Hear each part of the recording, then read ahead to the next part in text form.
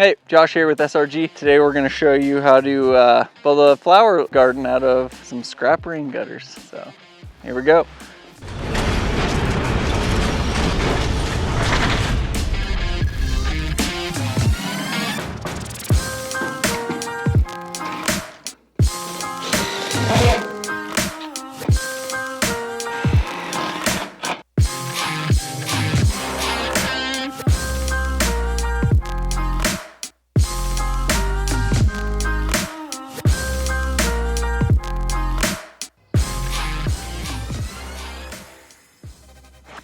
So these are 19 feet long. So the easiest way to do that is just to get your hanger ready in the center, put it up, make sure your end has something to butt to, or if you want them all even like we did, make sure you have somebody watching the end or holding the end and get them all lined up.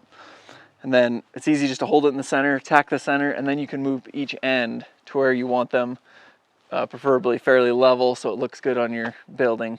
So a couple things to keep in mind if you're using these as flower planters. We ended up sealing the ends of these, and so you'll need some drain holes in the bottom, and we set this this setup up with like a 3-tier setup, and so there'll be drain holes in this gutter, and so when this one's oversaturated, it'll drop into this one, into that one, and we'll have that one drain too, so it gets rid of all the water, doesn't mold or anything.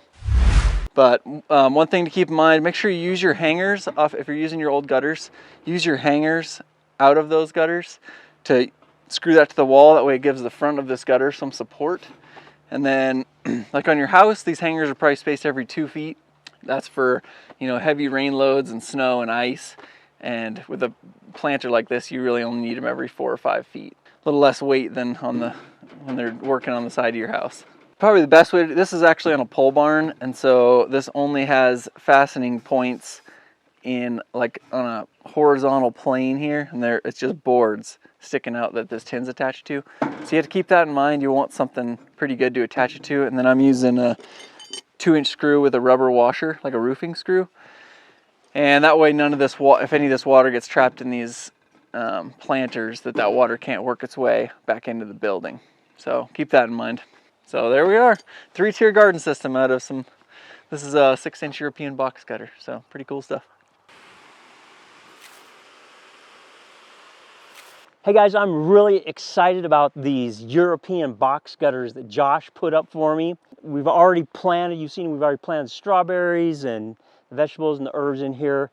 And today I'd like to show you how I'm putting an irrigation system. I'm putting a drip line irrigation system in there. And I'm going to show you how I'm doing that. And then I'm also going to talk to you about what plants I chose to put in here and why I chose those plants. So here's what we did for irrigation. I just tapped right into my existing sprinkler system, and I put a pressure reducer on there and just put like this line up here and then teed off onto each one of these gutters. And what I'm going to do is I'm going to put these irrigation emitters for a drip line every foot down each one of these, and then strap that pipe somehow into the gutter so it doesn't ever blow out of there.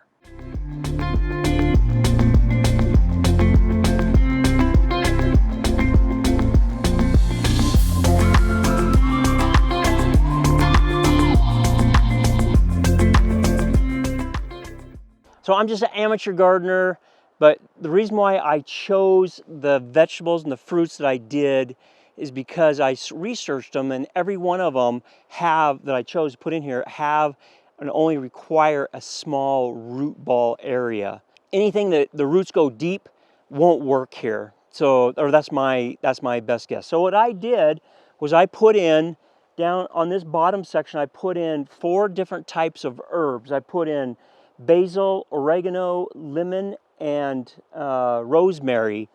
And I put that in this section, and then over here I put radishes, and what I did was I just put in like half of this section for radishes, and then in about a month after I plant these, I'm going to plant this other half, so we have like radishes like for like 3 or 4 months in a row that we can do radishes. So radishes need just a small root ball. And then down here I put celery, and I did the same thing there. I did like half of the section, and then in a month or so I'm going to plant the other half. Up here, I put some lettuce, and I did the same thing. From here to here is lettuce, and it's growing. But down there, in about a month, I'm going to plant some more lettuce. And then over here, I put this whole section here has Swiss chard because my family loves Swiss chard. And we did the same thing. We'll go halfway with Swiss chard and then another half in about a month. And then on top, I put these strawberry plants, and they just require a small root ball. You can put those in hanging plants or whatever.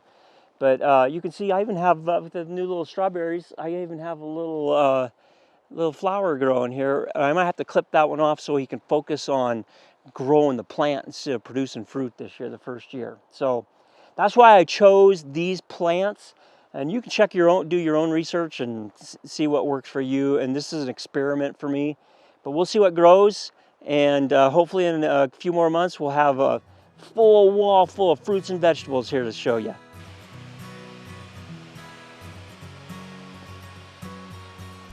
Hope you guys learned something about using your old rain gutters as flower planters.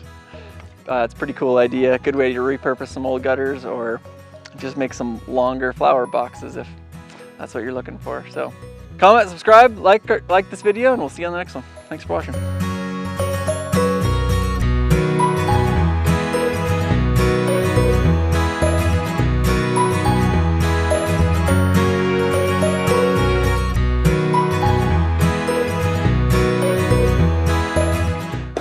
Really doing a home and garden show right now.